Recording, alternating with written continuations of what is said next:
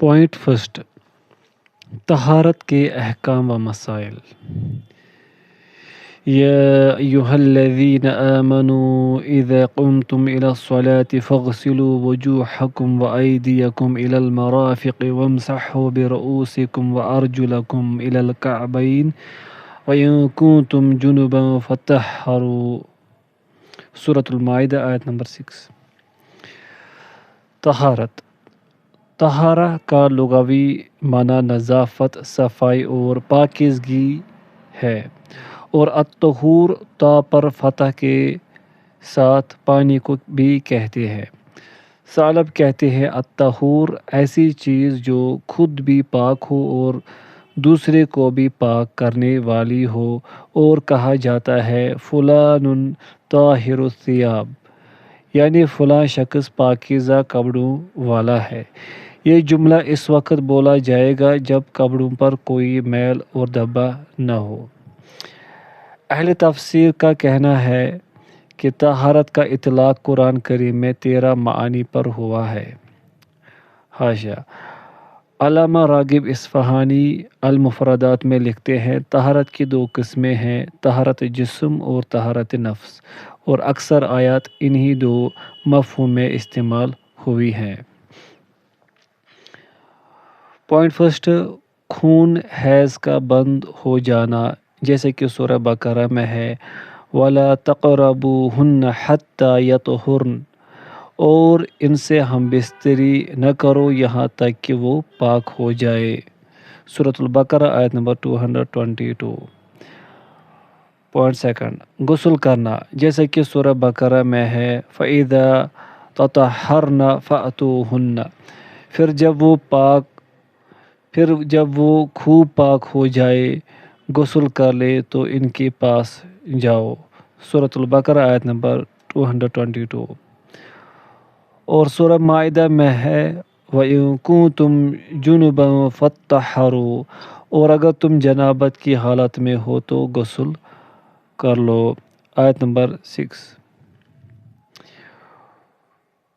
Point number third, پانی سے استنجا کرنا، جیسے کہ سورہ توبہ میں ہے فِيهِ رِجَالٌ يُحِبُّونَ أَن يَتَطَهَّرُوا، اس باب میں ایسے لوگ ہیں جو اس بات کو پسند کرتے ہیں کہ وہ خوب پاک صاف ہوں۔ آیت نمبر 108۔ یہ اہل قباء کا تذکرہ ہے جن کا معمول تھا کہ وہ استنجا کرتے وقت پانی استعمال کرتے تھے۔ پوائنٹ فورتھ، عدم طہارت کی تمام کیفیات اور نجاستوں سے پاکیزگی حاصل کرنا۔ فرمایا وَيُنَزِّلُ عَلَيْكُم مِّنَ السَّمَاءِ مَاءً لِيُطَهِّرَكُم بِهِ، اور آسمان سے تم پر بارش برسا رہا تھا تاکہ تمہیں اس کے ذریعے سے پاک کر دے۔ سورۃ الانفال آیت نمبر 11۔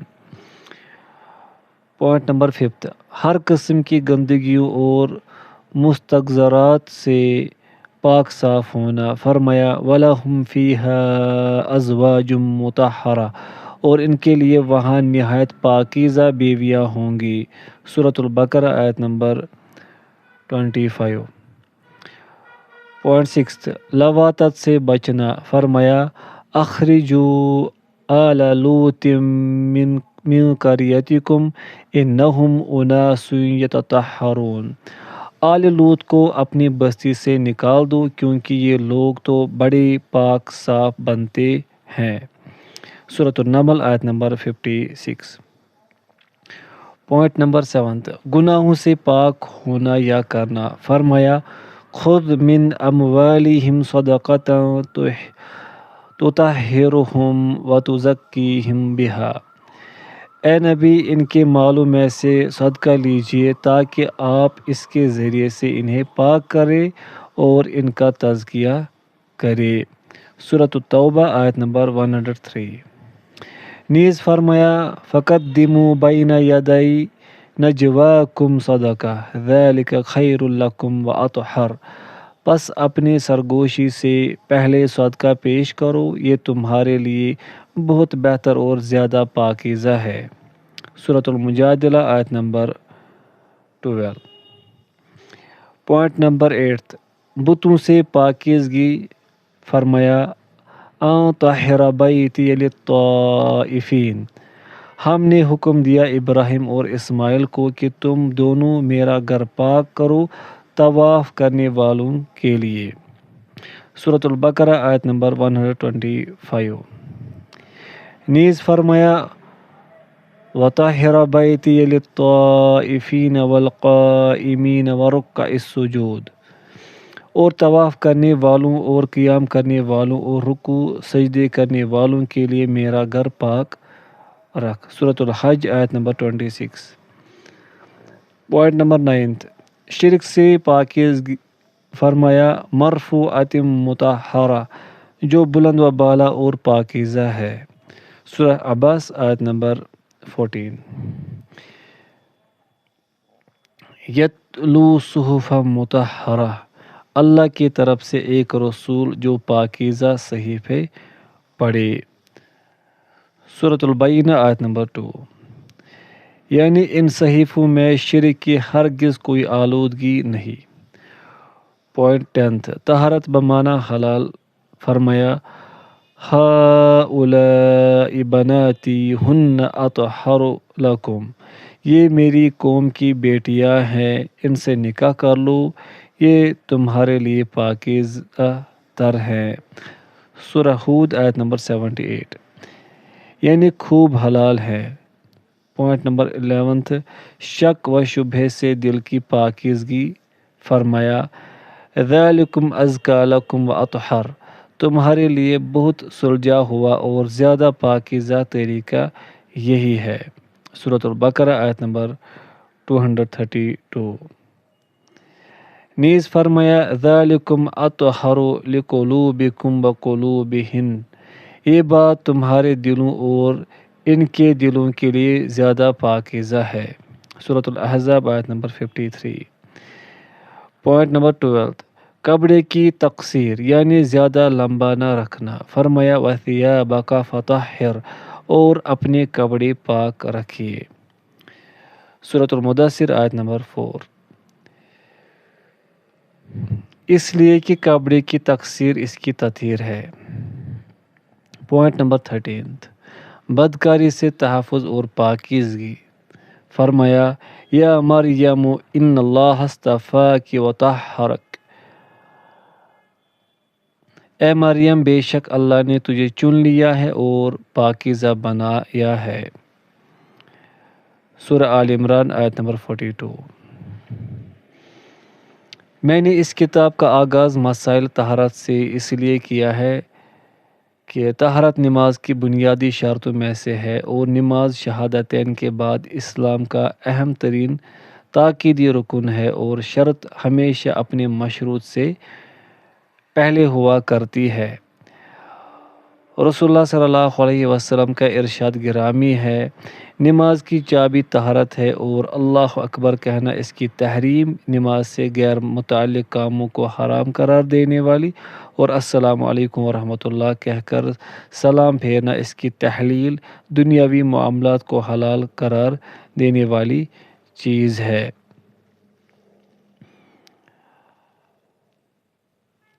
یہ روایت حسن ہے، سنن نبی داؤد وغیرہ۔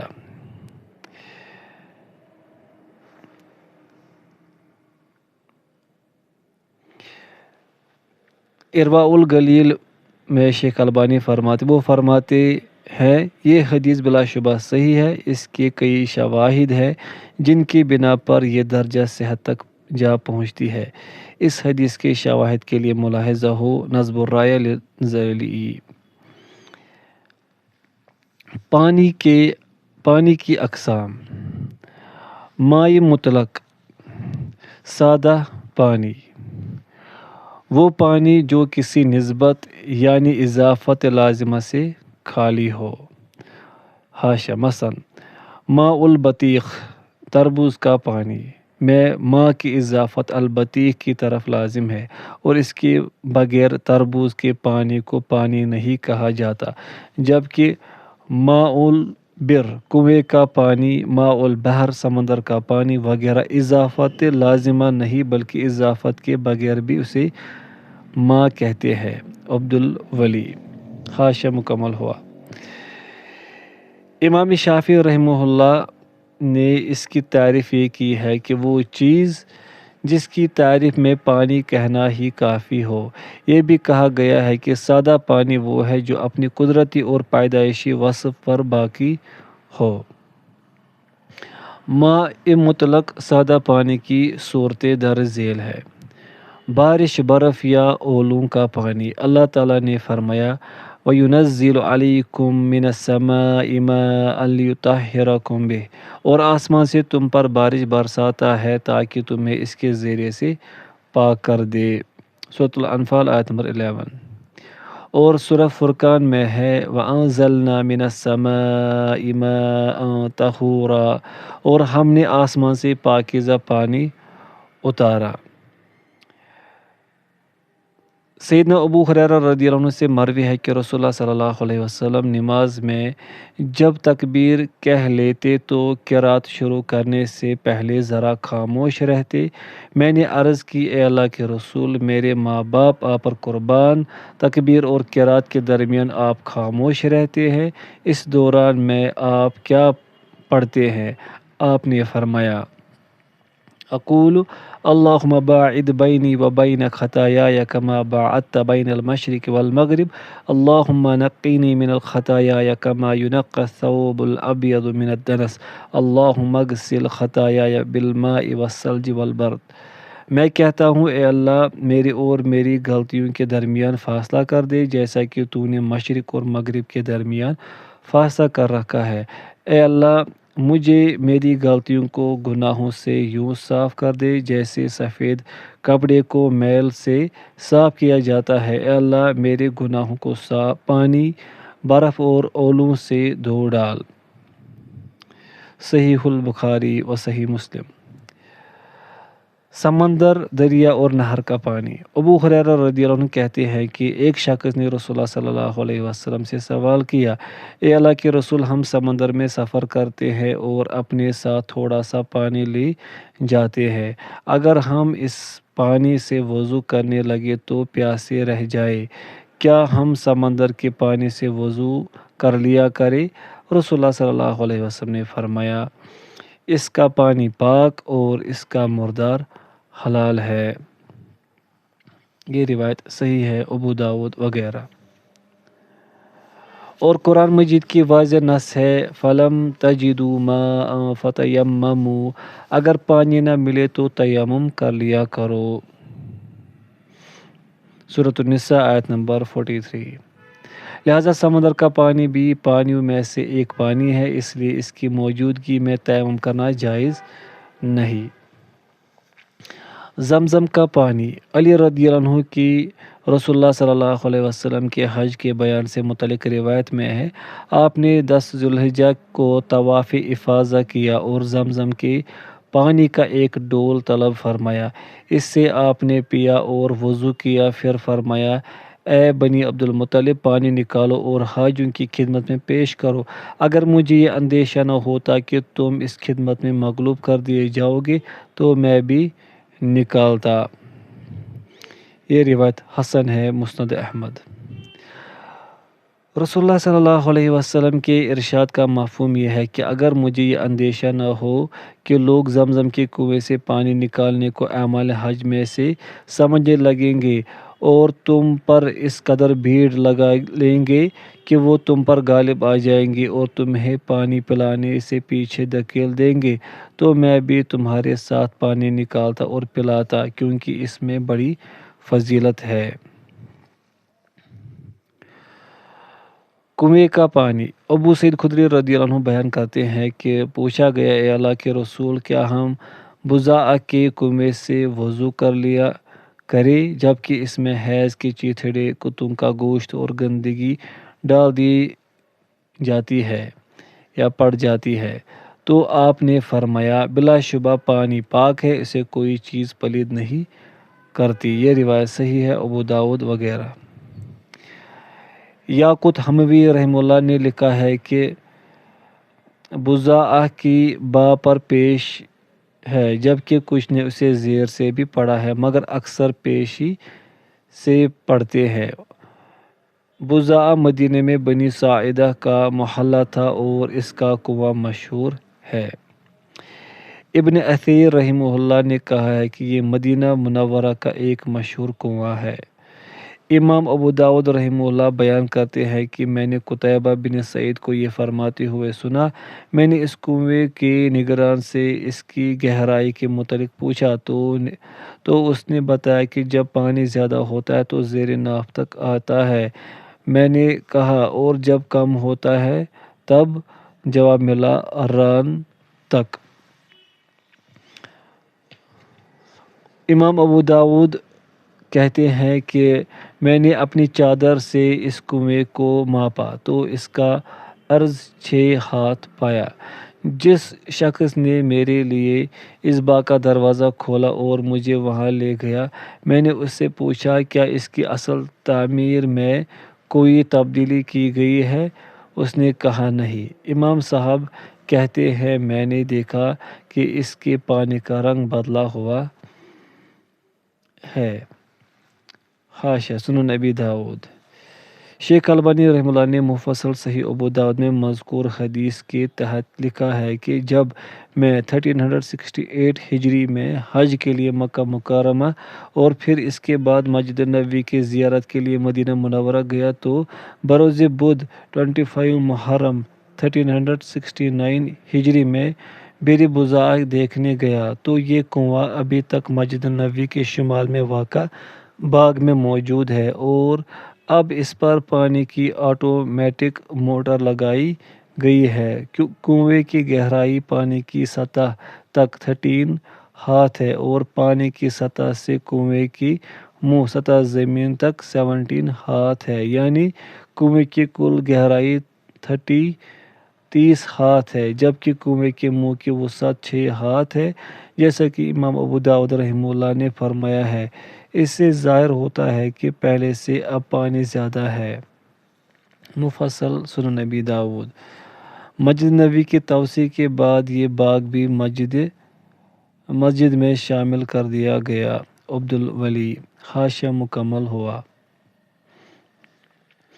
وہ پانی جس کی رنگت بدل گئی ہو، لمبی مدت تک رکے رہنے یا مقامی اثر کی وجہ سے یا کائی اور درختوں کے پتوں یا دوسری عام پاک چیزوں کے باعث پانی کا رنگ بدل گیا ہو تو باتفاق علماء یہ بھی ماء مطلق عام سادہ پانی ہے، اور اس معاملے میں اصل یہ ہے کہ ہر وہ پانی جسے بلا کسی قید پانی کہا جا سکتا ہے، اسے طہارت حاصل کرنا صحیح ہے، کیونکہ اللہ تعالیٰ کا فرمان ہے فَلَمْ تَجِدُوا مَاءً فَتَيَمَّمُوا، پھر تم پانی نہ پاؤ تو تیمم کر لو۔ ابن قدامہ رحمہ اللہ کہتے ہیں کہ ماء عاجن یعنی کسی چیز کی ملاوٹ کے بغیر محض رکے رہنے سے جس پانی کا رنگ، بو یا ذائقہ بدل گیا ہو، اکثر علماء کرام کے نزدیک وہ اپنی اصل پر باقی ہے، یعنی وہ ماء مطلق ہی ہے۔ ابن منذر رحمہ اللہ کہتے ہیں وہ تمام علماء جن کے اقوال ہمیں معلوم ہے، ان کا اجماع ہے کہ ماء عاجن یعنی رنگت یا مزہ بدلا ہوا پانی اگر کسی نجاست کی وجہ سے نہ بدلا ہو تو اس سے وضو جائز ہے۔ ابن سیرین رحمہ اللہ اسے مکروہ ناپسند قرار دیتے ہیں، مگر جمہور کا قول ہی اولیٰ ہے۔ ابن رشد لکھتے ہیں علماء کا اجماع ہے کہ وہ چیزیں جو پانی سے عام طور پر الگ نہیں ہوتی اور ان سے پانی بدل جایا کرتا ہے، ان سے پانی کی صفت طہارت و تطہیر بذات خود پاک ہونے اور دوسرے کو پاک کرنے کی خاصیت ضائع نہیں ہوتی۔ صرف ابن سیرین رحمہ اللہ کا ماء عاجن کے متعلق ایک قول ہے جو جمہور کے مقابلے میں شاذ ہے، مگر اس پانی پر ماء مطلق سادہ پانی کا اطلاق ہونا ان کے خلاف حجت قائم کرتا ہے۔ ماء مستعمل، استعمال شدہ پانی جو کسی وضو والے یا نہانے والے کے اعضاء سے گرتا ہے اسے ماء مستعمل کہتے ہیں۔ ایسا استعمال شدہ پانی بذات خود پاک ہوتا ہے، جیسے کہ جابر رضی اللہ عنہ کی حدیث میں آیا ہے کہ میں بیمار تھا تو رسول اللہ صلی اللہ علیہ وسلم میری عیادت کے لیے تشریف لائے جبکہ مجھے کوئی ہوش نہ تھا۔ آپ نے وضو فرمایا اور وضو کے پانی میں سے مجھ پر چھڑکا تو مجھے ہوش آ گیا۔ صحیح البخاری۔